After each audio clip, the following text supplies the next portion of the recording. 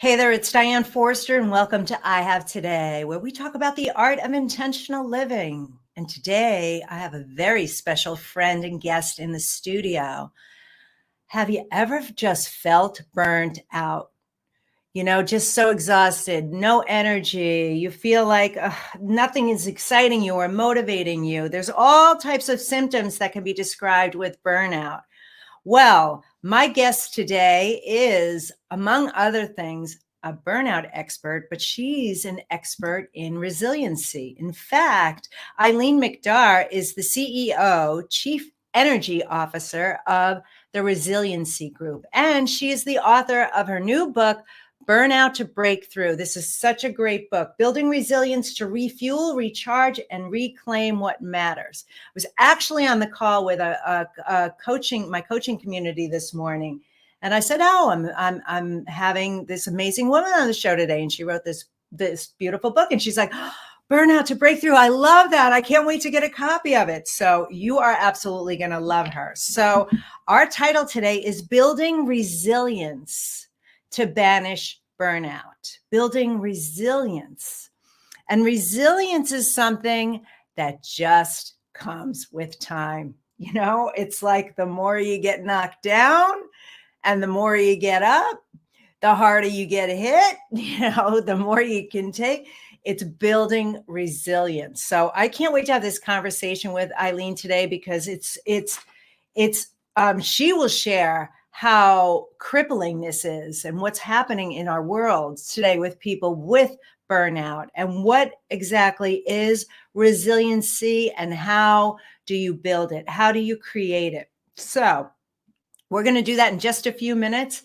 But before we do that, I want to share this week's intention statement with you. And our intention statement this week is, I have today to banish burnout for good. I have today to banish burnout for good. So, would you like to be done with it? Yay. Say me.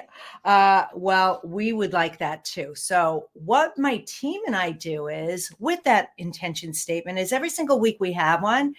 And we create a beautiful graphic. Actually, my team creates that beautiful graphic. Look at it. It's there already. And we post it on my Instagram page at Diane Forster Official. And if you go to my Instagram page, you will see a little button that says intention statements.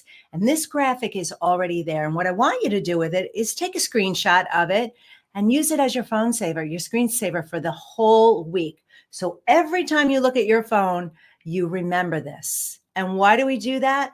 It's because through the repetition that we start to rewire and reprogram the subconscious mind, and that creates more awareness. And this is how we create lasting, positive, permanent change. So you can grab yours right there. All right.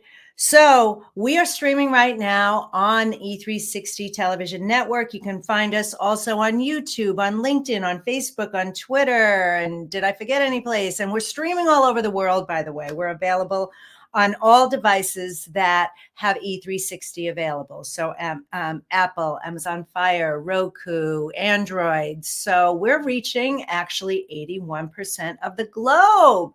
Isn't that amazing? So if you are watching us live right now, I'd love for you to comment saying live. And if you're catching the replay, then write the word replay. And any questions or comments you have, we welcome them. So please share them with us. Now, if you prefer to listen to podcasts, this TV show is also available as our podcast. So it's available, I Have Today with Diane Forster, on all streaming platforms. So while you're there, feel free to subscribe. You can leave us a review. It would mean the world to us. It helps us get this amazing work of intentional living out into the world in a much greater way.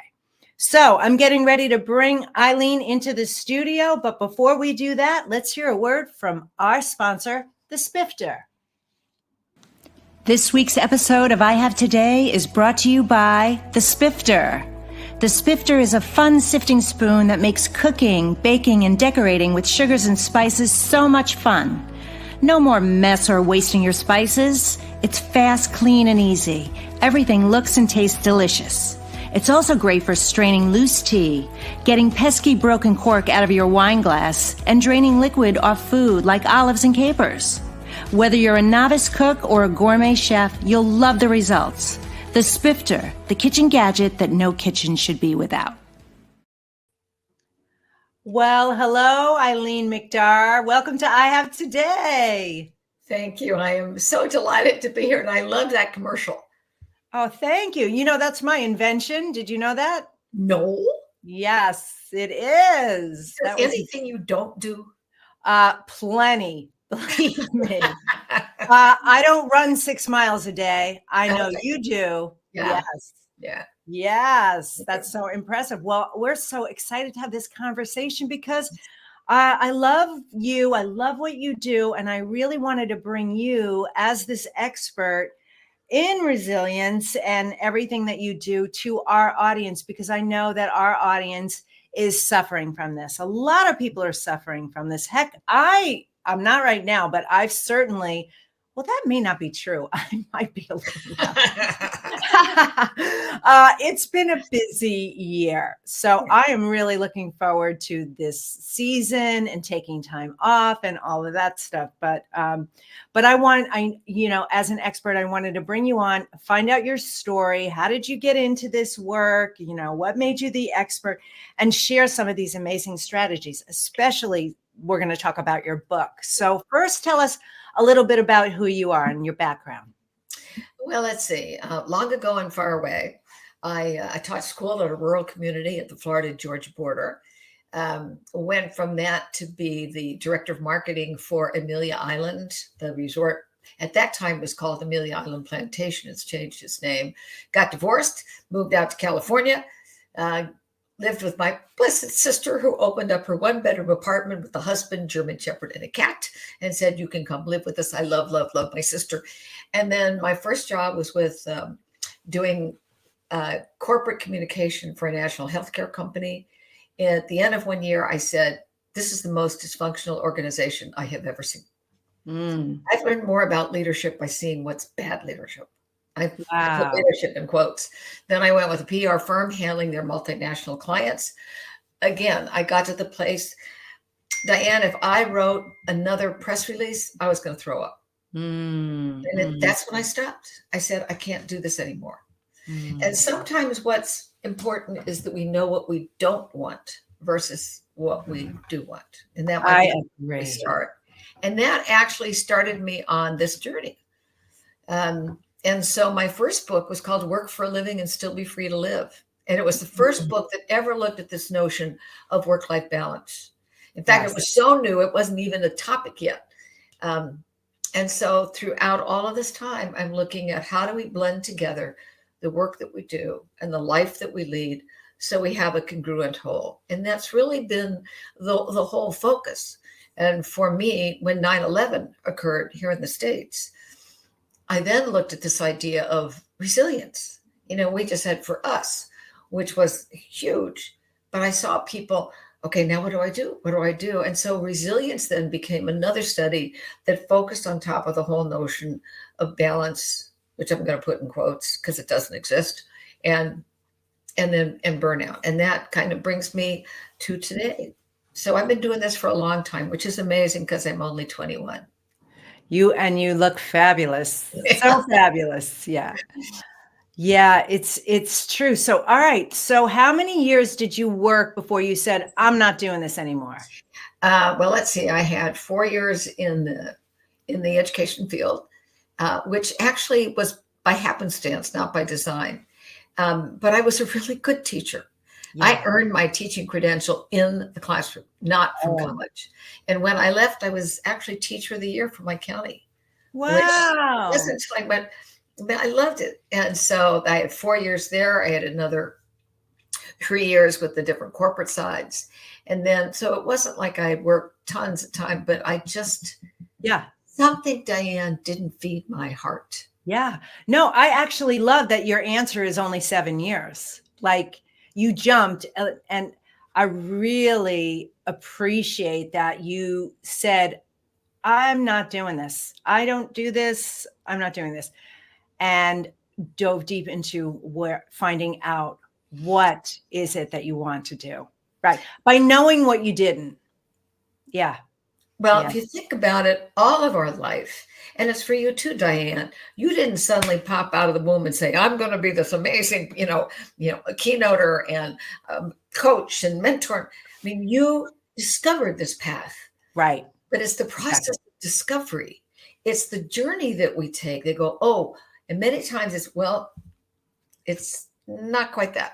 A little bit of that, but not quite that.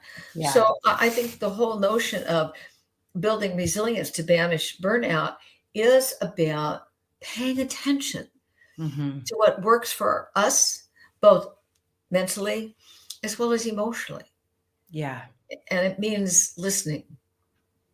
It really means listening. And listen your intuition, listen to your gut, listen to your heart, pay attention to the signs, ask the questions. I know we're going to get into the book about, is this really feeding my soul? Is this bringing me joy? Is this something that I really want to be doing?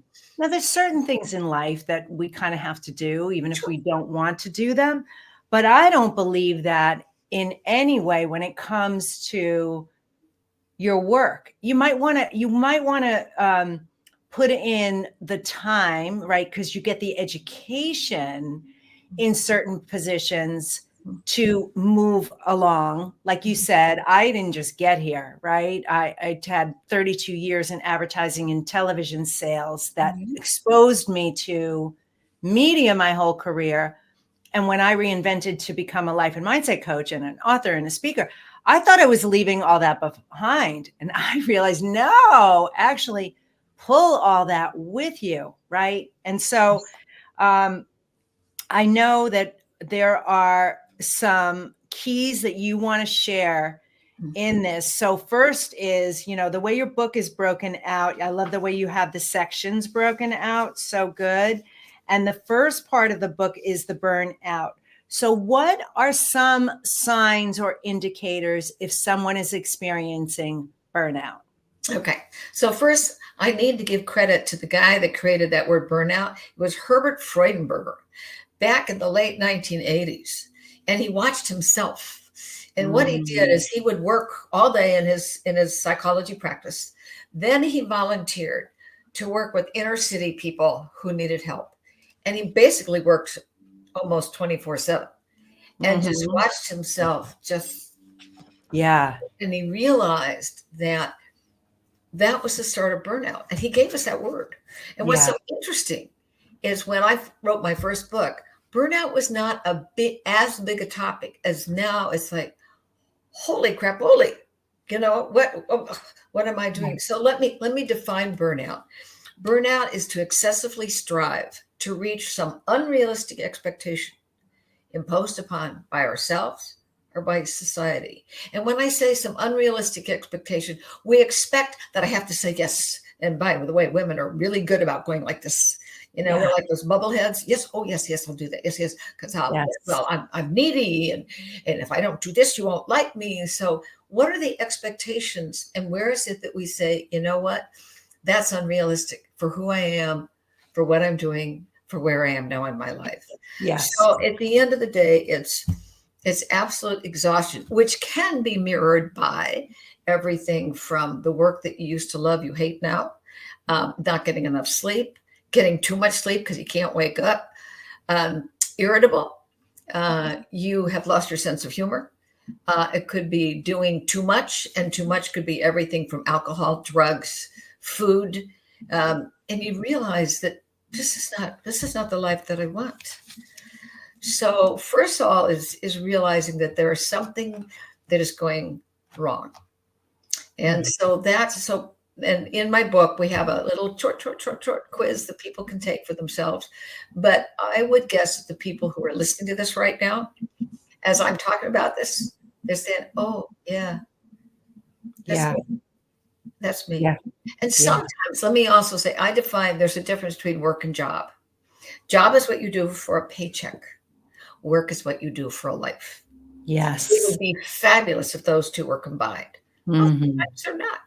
So how do I celebrate the job that pays the bills and takes care of the kids while I'm doing the work that feeds my heart? and maybe searching a way to bring those two things in, which is what you were telling me, coming from the field of advertising and media, that Yeah. you found a way to bring what had been your quote job into what is the work that I can tell just by looking at you, listening to you, watching your website. It feeds your soul. Yes, it absolutely does. Yeah. And I quote unquote work hard, and that's because it feeds my soul, right? Mm-hmm. When I was in corporate before I walked away, and that's where I said, I'm done. Mm-hmm. I am pursuing my own dreams. I had the success of the Spifter, my product. I thought, if I can create something from nothing like this, what else can I do? And my heart, everything, the universe, God, everything was leading me in this direction. Mm-hmm. And I needed to be brave enough to take that leap of faith and trust, and not knowing exactly how it was going to play out. But I knew, like I'm sitting here, that I had to just stop the other. Eileen, I was so in a state of burnout and depression and going through so much. I was so robotically going through my life. I would hit the snooze button as many times as I could, till I was literally running in the shower, getting ready, and running to the train every day. I did not want to go. I did not want to go. I did not want to go. And some days the train caught my coat as the door was closing. Like, I'm not kidding. So I know that feeling when you're just like, it's hard. And the other thing, it also has to do with the environment. If we feel unsupported, unheard, not listened to, everybody dumps onto us, which is why we see this notion of the quiet resignation. Yes. You're there, but you're not really there. Yes. It all has to do with, at the end of the day, what are the relationships and how are we treating each other? Yeah. And by the way, and I say at the end of the day, resiliency is not about bouncing back. It's about growing through. Mm-hmm. And what allows us to grow through is our energy. What is our mental, emotional, physical hardiness to keep on keeping on? How do we renew that energy? What depletes that energy? So it's really paying attention mentally, emotionally, physically to this. That's what we are. We're just a massive energy. Yes. And you've met people who there's no joy in it. There's no spark. There's no energy. I mean, the sun is energy. I was just on a retreat in the Baja with about 30 other people. And I didn't know them. They didn't know me. What was fascinating was, at the end of the time, the person who was one of the facilitators said, and I share this with you, but just because it filled my heart. He said, Eileen, this week would have been very different had you not been here. I said, why? He said, because you have the spark that brings everybody together. Diane, I got to remember that, because there are days in which I don't feel very sparkful. Yes. And so it was really meaningful to me to hear that sometimes in the work that we do, we don't get the feedback that says what you do matters, which is why I'm going to say to you right now, what you do matters. Thank you. Thank you. I receive that. And I feel the same way about you, which is why we are having this beautiful conversation. And you're right. And we do need that validation and acknowledgement. Like I said earlier at the beginning of the show, I was on a coaching call. I was with some of my students this morning in our group. We do this big quarterly implementation day. And so we were kind of talking about the year, and they have changed so much this year. And I wanted to highlight them because they needed to hear it, right? They feel it, right? But they really needed to feel and understand, look at how far you've come. Look at what you've accomplished, and celebrate that. And we all need to do that. We need to find our way to do that. And really, atta girl, I love what you did. Are you the one that celebrated each one of them and told them how far they had come? Were you? Yes. That's powerful, because what that says to the people in your group, I see you. I have witnessed you. This is what I notice. Because sometimes we're so close, we don't see it. Or I mean, I was totally blown away by what I heard when I was down at this retreat in the Baja. So let me acknowledge you for doing that. The importance of individually saying, this is what I see. This is how you feel. This is how you've come. So bravo for you. Well, thank you. I know how important it is. I certainly know what it's like not to hear that. And I posted a video on TikTok the other night, just called, and a lot of it is channeling. I get a lot of downloads and information, but it was all just, this is, stop scrolling. You need to hear this. And it was all just, you are extraordinary. You are so unique. You are so wanted. Like, I just flowed with that. And the responses are so beautiful. Like, thank you. I really needed to hear that. And I'm getting DMs about it. And a lot of people saved it. I'm like, listen to this. Like, we need to, let's just go there. We need to understand how incredibly extraordinary we are and special we are. And that our purpose on this planet is not to drive to fit into and complete somebody else's agenda. Now, does work need to be done? Yes, but no, right? And that's one of the reasons I left corporate. Was I said, I am tired of giving my best to somebody else's bottom line. I want to start giving my best to me and who I want to serve. Right? When you said, somebody else's bottom line, when I wrote that book, every one of the case studies in there, now remember, they came from different places to a person. The reason they worked so hard, whatever, is they were, remember I said unrealistic expectation imposed by yourself or society. Every one of them was trying to make a parent happy, society happy. I'm the first generation that's here in Canada. And so I got to prove myself. I'll work, all of them. So they were living up to somebody else. It's like, I have to make them proud of me. That's why I'm working this hard. And really, I was amazed that was a consistent following, that I must work this way in order to live up to what other people expect of me. Yeah. Yeah. Well, let's talk more about the book, because after the burnout part, you have the breakout part, the breakout section, right? So let's talk about what that means. Breakout. Well, it's the railroad crossing. You got to stop, you got to look, and you got to listen. If you don't stop, if you don't look around to see what's going on, if you're not listening. Now, I put my hand up to my ear, but what allows us to listen is the word heart. And in the word heart is the word ear. We know some of this stuff. So we need to listen with our ear, which is the heart. And so as I begin to say, what are the patterns that I have moved myself in that are keeping me back from being adaptable, agile, having fun and laughter, and then ultimately alignment. I'm moving in a direction that seems to resonate with why I'm here on this earth. Yeah. That's so good.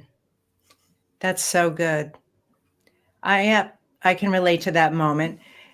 And when we do that, what does it take to then make the change?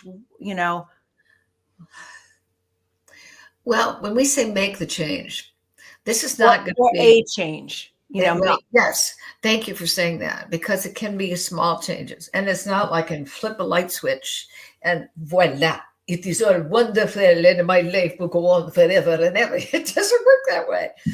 So it is identifying where are the places that I am expending energy that are depleting my resources. So it could be with a person. It could be with the amount of, quote, work that I'm being handed. It could be with the unrealistic expectations of the other. It could be that I've got this really difficult person managing me. And this is where it takes courage to speak up and say, John, you've hired me and I can do a much better job for you, but we need to talk about this. Are you willing? Yeah. It's also saying willing to say, like you said, that's enough. That's enough. Or I'll do it, in the second position, I will stay until while I'm looking for something else. I've got to be realistic about this. Right. You get to the point you said, I can do this. Mm-hmm. And then to have people around you who support you, Diane, who say, it was my precious husband. We had just gotten married. He had 3 kids, which were instantly ours. And I sat up in bed one night and I had this dream. And in this dream, I was standing on a cliff and I heard this voice say, jump, I'll catch you. Mm. And I woke up and I slapped Bill awake. And I said, he said, well, what? I said, look, I'm quitting. Well, what are you going to do? I don't know, but I can't do this. His response, it's okay. We will always be all right. Yeah. So beautiful. Yeah. That is love and that is support. Unconditional love and support for you. Yeah. 43 years now. Love it.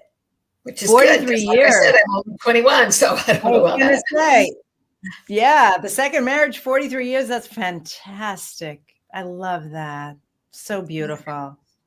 Yeah, I know that feeling.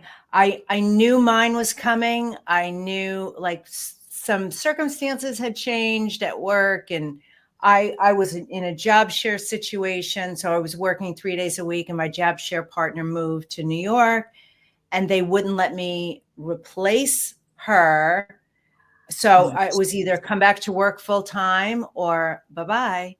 And so I went from 3 days a week now to 5 days a week after doing 3 days a week for 12 years. And it was brutal. It was brutal.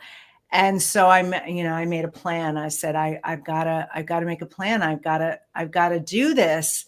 And it was spring. It was our annual girls' weekend trip that we'd been taking for 20 some odd years, always around Mother's Day and my mother's birthday. We've been doing it since my mom passed away, which is 27 years ago. And I was on the girls' trip with my sisters and my cousin and my friends, our friends. And I just said, you know what? On Monday, when I go back to work, I'm giving notice. It was like the 3rd week of May. And I said, I'm going to give 3 weeks notice. My twins were graduating high school on May 29th. I said, that's going to be my last day in corporate America. I don't know what I'm going to do. I don't know how I'm going to do it, but I just know I'm leaping too. Yes. Yeah. And you were caught. You were held in some loving arms that were probably unseen. Yeah. Yeah. Mm-hmm. Yes. Yeah. Wow. Okay. All right. Then after the breakout comes the breakthrough. Mm-hmm. Mm-hmm. So let's talk about that. Well, the breakthrough is when I begin to really deliberately look at those 4 skills of say what they are. The 4 skills: adaptability, agility, laughability, and alignment. And adaptability is basically exactly what it says. How is that I can adapt to that situation? And do I ignore it? Do I accept it? Do I alter it? Do I amend it? And oftentimes when we make those choices, one of those things we can do, maybe for right now, I'm going to accept it. That's okay. It's a statute of limitations. Maybe now I can amend it. Is there a different way? Why is it that I do it this way? Well, why am I doing it this? Maybe this belongs to Diane to do. Does it have to be done? There's so much that we do in corporate life that in the scheme of things is stupid. Yes. Nobody's questioning because it's the way we've always done it, what that looks like. Yes. So adaptability takes this notion of flexibility and constantly saying, how can I adapt this? And so in those choice points, I like to tell people, take a sheet of paper and make 3 columns. And one is what time when I get up, what do I do, and who do I do it with? And notice how much time you spend. And don't make this a huge, big thing. This is little. So watch everything that you and I will do will come in 15-minute increments. It'll be 15 minutes, it'll be 30 minutes, be 45. And then who are you doing it with? And at the end of a couple of days, I would say 5, 7 at the most, spread all of those papers out, look down and say, okay, why am I doing that? Yeah. Why am I doing that? Does it add value at the end of the day? And you will be amazed at the things that, and when I've discovered this, by the way, I call it a CAT scan. And a CAT is to check what claims your time, assess why and how, and is it of value? And the T is to take action. CAT scan. Check, assess, take action. And I discovered when I did this, Diane, I had no idea how much time I was spending, an example, looking for files that I couldn't find. And I realized my office needed to be fixed up. It was I needed to hire an organizer, a professional organizer. Right. I did not know how much time I was taking with, I was on the board of a professional organization. I had no idea, Diane, until I did this CAT scan. Oh my gosh, look how much time this is. So I went in and resigned. But until I did that, I didn't know where it was. I also had no idea how much time I was spending with an elderly woman. She was a widow. We lived next door to her and her husband. And I kind of watched out for her, took care of her. She was difficult, to say the least. And I had no idea how much time I was spending with her. Now, did I abandon her? No. Right. But I did not spend that much time. And I didn't realize until I did my little CAT scan where this time was going. Yeah. And so it's kind of like, I liken balance to sailing a sailboat and how you adjust the sails when the wind shifts. So as I like to think about it, I didn't throw her out of the ship. I put her in the back of a dinghy and towed her behind and visited her on occasion. Yes. Yeah. Yeah. So that's part of the adaptability. Agility has to do with speed. How fast can I understand that I need to do something? So if you think about being agile, it's not being rigid. People who are agile are going, okay, now how do I move in this way? And to be agile also says, what's happening to my physical body? Yes. My physical body agile. So over the last, I would say, starting in the pandemic, but now on, I am more and more conscious. I thought I was always good about taking care of my body, but I realized I could be a whole lot better. And I'll tell you what, one of the ways that can help my agility is sleep. Yes. Sleep is so underrated. It is. Now, my goal is to get 7.5 hours sleep, and I monitor it on my Fitbit. Yes. And some days I'm better than others. It gives me a sleep score, but I'm really conscious of that. Another way we can grow that agility is, and I make myself do this every month, do things you have never done before. When you do things you have never done before, you realize I am stronger than I thought I was, or I'm braver than I thought I was. On this retreat that was down in the Baja, one of the things they had us all do was to take surfing lessons. I don't know how to surf.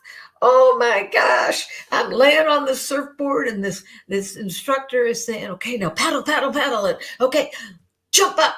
What? Jump up. You gotta be kidding me. I can't jump up. My right leg just would not move. Finally, but the colleagues who were around me said, you did it though. You did something you've never done before. I thought, yes. I'm proud of myself for doing Bravo. Yeah. That's amazing. Yeah, it was so, and it doesn't have to be something physical. It can be eating a raw oyster. You never had a raw oyster before. Okay, I had one. I don't have to have it again, but it was something I had never done before. I love that. And what I do, Diane, is every month, I write down what I've done that I've never done before. That's a great, So writing great is habit. really good practice. Yes, writing is very, very important. Very important. Very important. Okay, now after agility Is laughability. There's a Greek philosopher who said, laugh so you might be serious. Laughter is the shortest distance between two people. Is one of the things I had, great fun with this group that was in the Baja, because all of a sudden things come out of my mouth and they're funny. I say them mostly for me, but it makes us all laugh. Yeah. And it is, what is it they say that laughter is it gives angels wings or helps them light up. In the actually in the ancient Greek also, the opposite of gravity would pulls down. Yes. Levity, Definitely. but it's laughter. It raises it up. So I'm constantly looking for things that just they make me laugh. Yeah. Could be a belly laugh, or it could be, oh, that's a tee-hee. But it's good. It's really good. I was coming back on this plane. I'm short and I can't reach the overhead. So I always have to say, excuse me, Mr. Big Person, would you please put this up for me? Yeah. They always smile. There's a little giggle. And as we're getting off, the gentleman behind me, the row behind me, on his own, lifted up. I said, you're a good man, Charlie Brown. Yeah. We all laughed because we realized there's also an age group that has no idea what I just referenced. Right. We're old enough to say, oh, we know what Charlie Brown is. Yes. So it's just, it's anything that makes us laugh. I collect signs. Some friends sent me a sign. It was psychic. It was on a whiteboard, and it said psychic fair canceled due to unforeseen circumstances. You're right. That's clever. You gotta laugh. Stuff. Yeah, in my book, A Better Today, day 7's challenge is laugh for 1 whole minute, 60 seconds. Force yourself to laugh, and if you're out in public, act like you're on the phone if you feel embarrassed, or go somewhere alone. And when you do that, when you force yourself to do it, and of course it catches on, and then all of a sudden you are really laughing, and now your mind is thinking of all these other things that make you laugh. And so sometimes I will just think about that. And I do it like if I'm doing the dishes or if I'm brushing my teeth, a habit that I'm doing anyway, where you can get in laughter in a beautiful way, in a fun way. I love that. And we do need to laugh more. All of us need to be laughing more. We do. What's going on right now is just so, it's very hard to find humor. Yeah. And again, it can be in unexpected places. Parker Palmer has a wonderful book called Grace, Gravity, and Getting Old. Mm-hmm. And in it, he tells of a Jewish community center that had this wonderful garden that anyone could go to. And they wanted to be very inclusive, ecumenical. So they hired a Gentile woman to answer the phone. And they said, when you answer it, say Jewish Community Center, Shalom. Well, on her first day there, Jewish Community Center, Shazam. So funny. You have to laugh. Yes. You have to laugh. You do. All right. So after laughability is alignment. Alignment. And alignment is, are we lined up with that which is most important to us? At the end of the day, at the end of our life, did we do those things that felt they were on purpose, guided for us? So one of my missions in life is to help people become clear on this thing called purpose. And we see everybody writing about purpose, but it may take, okay, here's 10 months from now, you'll figure out your purpose. I don't think it takes that long at all. It's where I know that I have my why, my how, and my what. Why do I do stuff? My why first is to make sense. And I realized as I look back over my life, does this make sense? Is there a better way? Because how I do it is to challenge. And challenge isn't to say, oh, but let's think of something different. And challenge is to find fun in what we're doing. And ultimately, what I bring is contribution. If I feel I'm not making contribution, I'm not alignment. So you could pay me $1 million well, actually, that'd be nice if you would. But if I'm not making a contribution in that, It's the most rewarding feeling in the world to be contributing, to be serving. And I think there are many of us that want to do that. And then we see other people who it's all about how much money can I make. I will guarantee you, they say they're happy. I wonder. It's fleeting. It's fleeting. And Thoreau said the first wealth is health. So I know people who've got tremendous wealth. They're not happy. Their bodies are a mess. They would never think of going out and trying a surf lesson or walking on the beach or whatever. So all the money in the world, if you haven't taken care of your body, if you're not on purpose, it doesn't make any difference. No, it doesn't. It doesn't. No. Oh my gosh, Eileen, this has been so wonderful. All right, I want to ask you two more questions. The first question is, I ask all my guests this, and it is, how do you live the I Have Today way? And which is intentionally in the present moment. And if you could start it with, I have today too, because we record these and we save these. Oh, wait, move a little bit over to your right. Yes. Oh, right there. You're perfect. You're perfect. Yep, right there. How's that? Yeah, it's perfect. You look beautiful. Yes. So I have today too. I have today to find joy in the moment and allow others to see the blessings that they have and bring to the earth. Beautiful. Beautiful. So beautifully said. I love that. Thank you. You're welcome. Okay. And then one more question. What do you wish more people knew? Oh, dear. That's a big question. I know. It's a good one. It's a very good one. I wish more people knew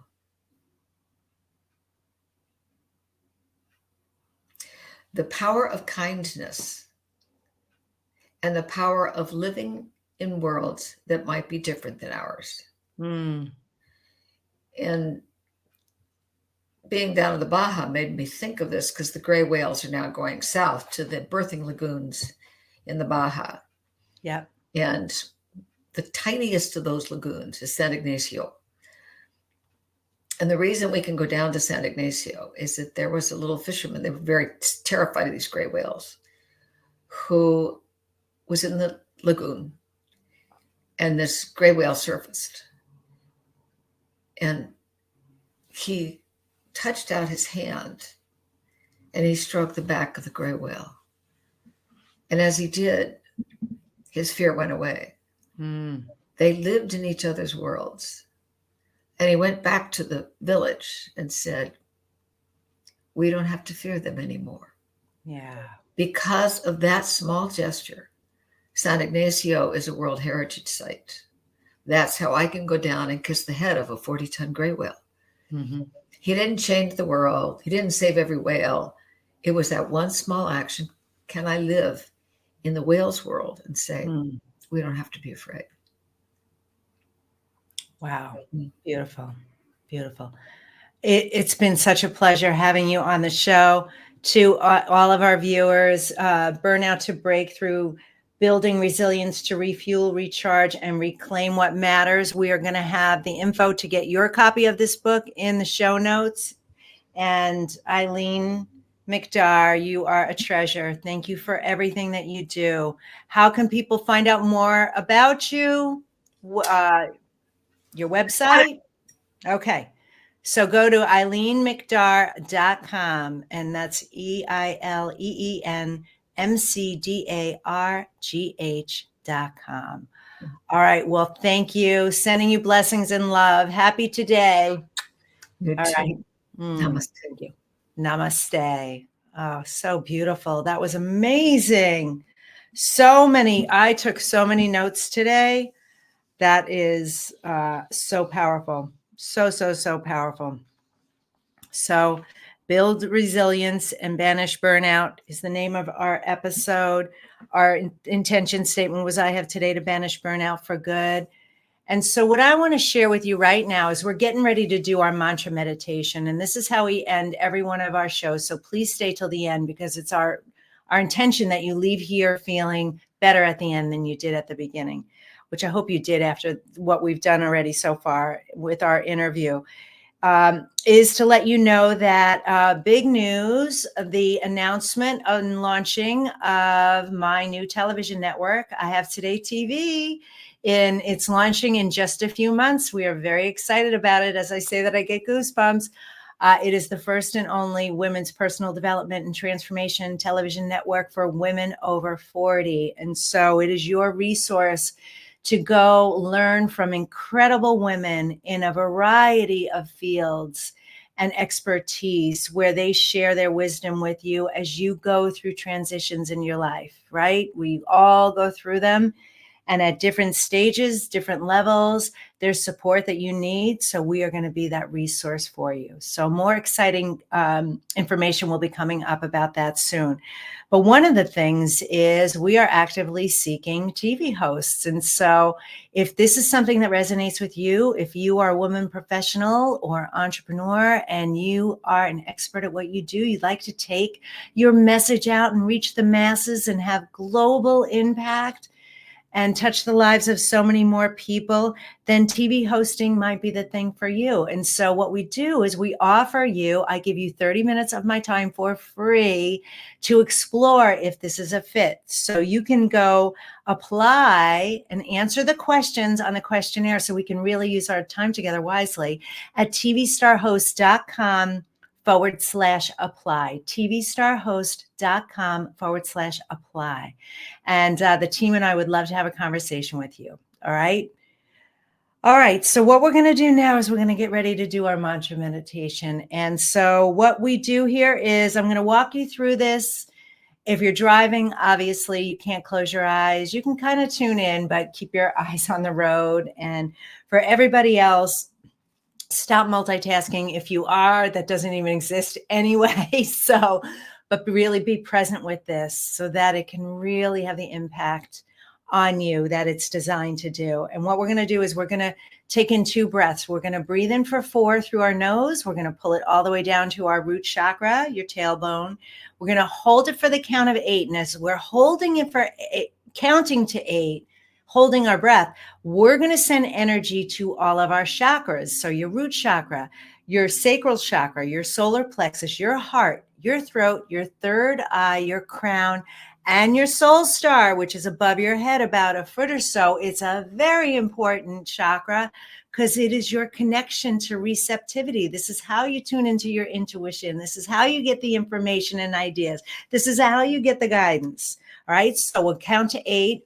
Send the energy to all of those chakras. Then we're going to blow it out for 8 seconds, like you're blowing out birthday candles. And I want you to imagine that every toxic memory, bad emotion, wound, scar, anything negative that's ever happened to you in your entire life, perceived or not, you are blowing out that memory, that cellular memory. You are literally having it release from your body because our body traps these cellular memories. So we're going to do that 2 times and it's going to feel amazing. And then just listen to my words. Okay. So everybody close your eyes, feet flat on the floor, smile on your face. And now breathe in through your nose for the count of 4, all the way down.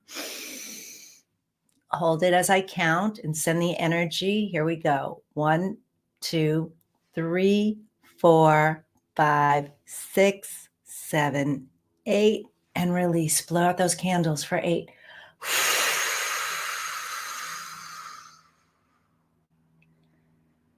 Oh, that feels so good. Let's do that one more time. Breathe in through your nose and pull it all the way down for 4 seconds. Hold it for 8 as we count. 1, 2, 3, 4, 5, 6, 7, 8. Blow it out for 8.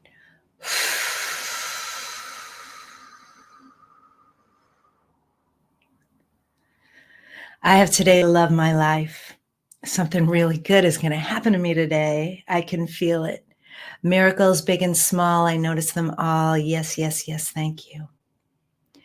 I have today to banish burnout for good. I'm going to release any attachment to it, and I'm no longer going to live that way. I am done doing that.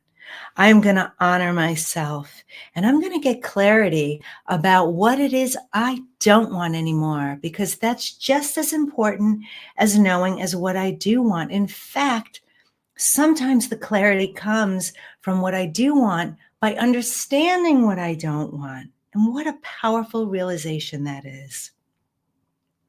I'm going to realize that something is going wrong when I'm noticing this, and that I have the power to change that. It's not about, working at a job. It's about work that is what you do for life, just like Eileen said. And so what could be those patterns that is keeping me trapped? I'm no longer going to do that anymore. I am now going to understand the power of adaptability, of agility, of laughability, and of alignment.